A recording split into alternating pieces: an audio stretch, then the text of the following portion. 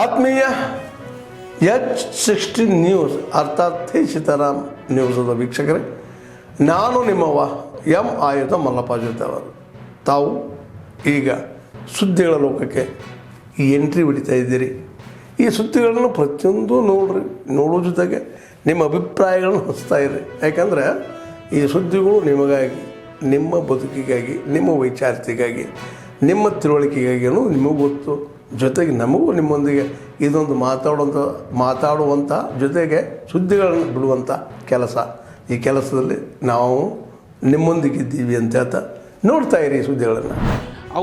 ಅವರು ಕೆಲಸ ಮಾಡಿದ್ರೆ ನಾವು ಬರತ್ತಿರ್ಕಿಲ್ಲ ಇವ್ರ ಮನೆಗೆ ಬರೋದು ಅವಶ್ಯ ಇಲ್ಲ. ಯಾಕಂದರೆ MLಗಳಾಗಲಿ ಮಂತ್ರಿಗಳಾಗಲಿ ಸೇವಕರು, ಸಮಾಜ ಸೇವಕರು. ಅವರು ಸಮಾಜಕ್ಕಾಗಿ ಹೋರಾಡೋರಿಗೆ ನಾವು ಅನುಕೂಲ ಮಾಡಿ ಕೊಡಬೇಕಾಗಿತ್ತು. ಅವ್ರ ಮನೆ ಮಟ್ಟ ಯಾಕೆ ಬಂದೇವು ಅಂತ ಅವ್ರು ಮಾಡ್ಲಿದ್ದಕ್ಕಾಗಿ ಬಂದೇವು ನಾವು. ಅದಕ್ಕೆ ಅವ್ರು ಮಾಡ್ತೀವಿ ಅಂತಿದ್ರೆ ಆಶ್ವಾಸನೆ ಕೊಟ್ಟಿದ್ರೆ ನಾವು ಬರಕತ್ತೀರಿ, ಯಾರೂ ಬರ್ತಿರ್ಕಿಲ್ಲ. ಅದಕ್ಕೆ ಉಪವಾಸ ಬಿದ್ದಿದ್ರೆ ತಮ್ಮ ಸ್ವಂತ ಖರ್ಚು ಮಾಡ್ಕೊಂಡು ಮಾಡ್ತಾರೆ. ಇದು ಯಾಕಂತಂದರೆ ನಮ್ಮಲ್ಲಿ ಬಿಜಾಪುರದಲ್ಲಿ ಬಡತನ ಸ್ಥಿತಿ ಭಾಳದೆ. ನಮಗೇನಿಲ್ಲ ಸರ್, ಅಲ್ಲಿ ಕುಂತಿದ್ದೀವಿ ನಾವು ಬರುತ್ತಲ್ಲ ಅಂತಂದ್ರೆ ನಮ್ಮ ಮೊಬೈಲ್ ಕಸ್ಕೊಂಡ್ರು ಸರ್. ಯಾರ್ಯಾರು ಫೋನ್ ಹಚ್ತಾರೆ ಅಂತ ತಿಳ್ಕೊಂಡು ಅವರು ಪೊಲೀಸ್ ಡಿಪಾರ್ಟ್ಮೆಂಟ್ ಯಾರು ಗೊತ್ತಿಲ್ಲ, ಮೊಬೈಲ್ ಕಸ್ಕೊಂಡು ಮತ್ತು ಇವ್ರಿಗೆ ಯಾರ್ಯಾರು ಫೋನ್ಗೆ ಹಚ್ಕಿಚಾರ ಅಂತ ಹೇಳ್ಕೊಂಡು ಮೊಬೈಲ್ ಕಸ್ಕೊಂಡು ನಮ್ಮನ್ನು ದುಡಿದ್ರು. ಮತ್ತು ನಮ್ಗೆ ಸ್ವಲ್ಪ ಮನಸ್ಸಿಗೆ ನೋವಾಗಿ ಸ್ವಲ್ಪ ಸರಿಸೇನು ಇಷ್ಟೇ, ಮತ್ತೇನು ಮಾಡಿಲ್ಲ ಅವ್ರಿಗೆ. ನಾವು ನೋಕೋ ಪ್ರಯತ್ನ ಮಾಡಿದ್ರು, ಒಳಗೆ ಹಾಕಿದ್ರು, ಗಾಡಿ ಹಾಕಿದ್ರು ಸರ್. ಗಾಡಿ ಹಾಕಿದ್ರು ಸರ್. ಹ್ಞೂ ರೀ, ನಾವೇನಿಲ್ಲ ಸರ್. ಸರ್ ನೀವು ಪೊಲೀಸರು ಬಿನ್ ಡ್ರೆಸ್ ಮೇಲೆ ಹೋಗಿ ಕ್ಯಾಮಿ ಮೇಲೆ ಕೈ ಹಾಕ್ಲಕ್ಕೆ ಎಷ್ಟು ಧೈರ್ಯ ರೀ ನಿಮಗೆ? ಎಷ್ಟು ಧೈರ್ಯ? ಅವ್ರ ಮೊಬೈಲ್ ಕಸ್ಕೊತೀರಿ, ಅವ್ರ ಎದಿ ಮೇಲೆ ಕೈ ಹಾಕ್ತೀರಿ ಅಂದ್ರೆ ನಿಮ್ಗೆ ಯಾರು ಹೇಳೋರು ಕೇಳೋರು ಈ ರಾಜ್ಯದಾಗ ಅದಾರ ಅಂತ ಅನಿಸಿಲ್ಲ. ಈ ಜನರ ಭಾವನೆ ಅವ್ರು ತೊಟ್ಟಿರೋ ಕಾವಿ ಮೇಲೆ ಅದನ್ನುವಂಥದ್ದು ಯಾವ ರೀತಿ ನಿಮ್ಮ ಕಾಕಿ ಬಗ್ಗೆ ಒಂದು ಜನರ ಭಾವನೆ ಇದೆಯೋ, ಕಾವಿ ಮೇಲೂ ಒಂದು ಭಾವನೆ ಅದನ್ನುವಂಥ ಪ್ರಜ್ಞೆ ನಿಮಗಿಲ್ಲ. ಬಿನ್ ಡ್ರೆಸ್ ಮೇಲೆ ಹೋಗೋದು, ಕಾವಿ ಮೇಲೆ ಕೈ ಹಾಕೋದು, ಮತ್ತು ಮೇಲೆ ಅವ್ರನ್ನ ಕರ್ಕೊಂಡು ಹೋಗಿ ನಿಮ್ಮ ಡ್ಯೂಟಿಗೆ ಅಡೆತಡೆ ಅಂತ ಹೇಳಿ ಕೇಸ್ ಹಾಕಿ ಅವ್ರನ್ನ ನಾನ್ ಬೇಲೇಬಲ್ ಸೆಕ್ಷನ್ಗಳನ್ನ ಹಾಕಿ ಒಳಗಿಡ್ತೀರಿ. ಹುಷಾರ್, ಈ ರೀತಿ ನೀವೇನಾದರೂ ಹೇಳೋರಿಲ್ಲ ಕೇಳೋರಿಲ್ಲ ಅನ್ನೋಂಥ ದಬ್ಬಾಳಿಕೆಯನ್ನು, ಸರ್ವಾಧಿಕಾರಿ ಧೋರಣೆಯನ್ನು ನಡ್ಕೊಂಡ್ರೆ ಈ ಜಿಲ್ಲೆಯ ಜನತೆ ನಿಮ್ಮನ್ನ ಮರಿಲಾರದಂಗೆ ಪಕ್ಷದ ಪಾಠ ಕಲಿಸ್ತಾರ.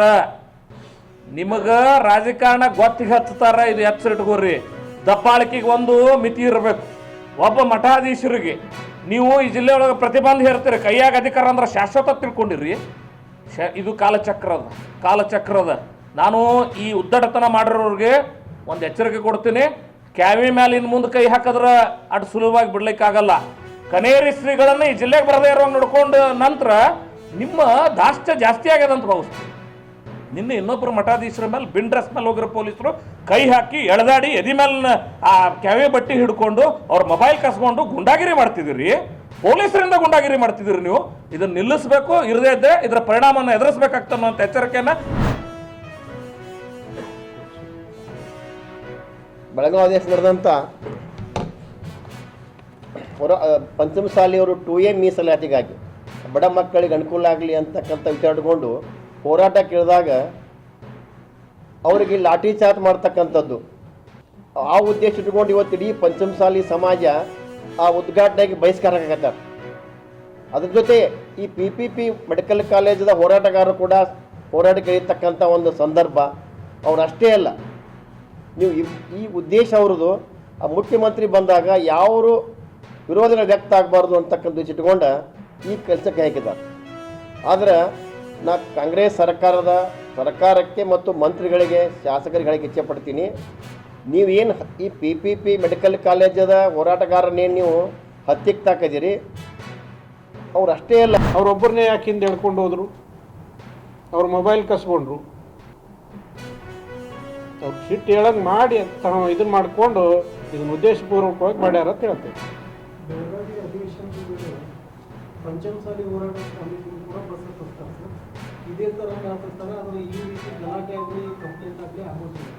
ಇಲ್ಲಿ ಆಗಿದೆಯಲ್ಲ, ಅದಕ್ಕೆ ನೋಡ್ತೀವಿ. ಈ ಜಿಲ್ಲೆಯಾದಾಗ ಸ್ವಲ್ಪ ಅತಿರೇಕಕ್ಕೆ ಸರ್ಕಾರಿ ಪಬ್ಲಿಕ್ ಸರ್ವೆಂಟ್ ಆಗೋ ಬದಲಿ ಯಾರ್ದೋ ಸರ್ವೆಂಟ್ ಆಗ್ಲಕ್ಕೆ ಹೊಂಟಾರ ಡಿಪಾರ್ಟ್ಮೆಂಟ್ ಅಂತ ಹೇಳ್ತಾರೆ.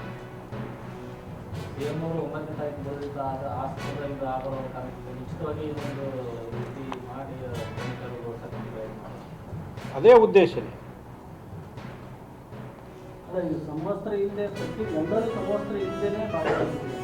ಫಸ್ಟಿಗೆ ಎಲ್ಲರೂ ಸಮವಸ್ತ್ರ ಇದ್ದಿಲ್ಲ, ಇದು ಆಗೋಣ, ಆಮೇಲೆ ಎಕ್ಸ್ಟ್ರಾ ಫೋರ್ಸ್ ಏನು ಬರ್ತದೆ ಅದು ಸಮವಸ್ತ್ರ. ಸ್ವಾಮೀಜಿಗಳ ಕೃತ್ಯ ಆದಾಗ ಯಾವುದು ಸಂಬಂಧ ಇಲ್ಲ ಇದಿಲ್ಲ. ಅವ್ರು ಹೇಳ್ತಾರೆ ನಾವು ಪೊಲೀಸ್ ರೀತಿಯಲ್ಲಿ ಹೇಳಿದ್ರು ಕೂಡ ಅವರು ಸ್ವಾಮೀಜಿ ಹೊಂದಿದ್ದಾರೆ.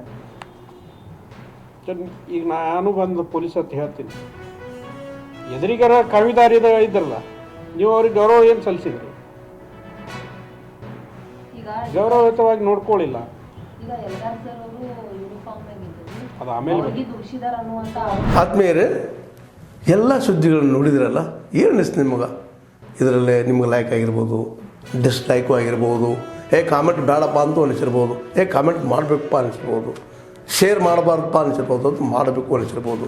ಏನಾದರೂ ಆಗಲಿ ಶೇರ್ ಮಾಡ್ತಾಯಿರಿ, ಈ ನ್ಯೂಸ್ಗಳನ್ನ ಹಂಚ್ತಾ ಇರಿ, ಜೊತೆಗೆ ಇದಕ್ಕೆ ಸಬ್ಸ್ಕ್ರೈಬ್ ಆಗ್ತಾಯಿರಿ ಅಂತ ಹೇಳ್ತಾ H16 ನ್ಯೂಸ್ ಅರ್ಥಾತ್ ಹೇ ಸೀತಾರಾಮ್, ಇದು ಸತ್ಯದ ಕೈಗೆ ನಡಿ. ವಂದನೆಗಳು.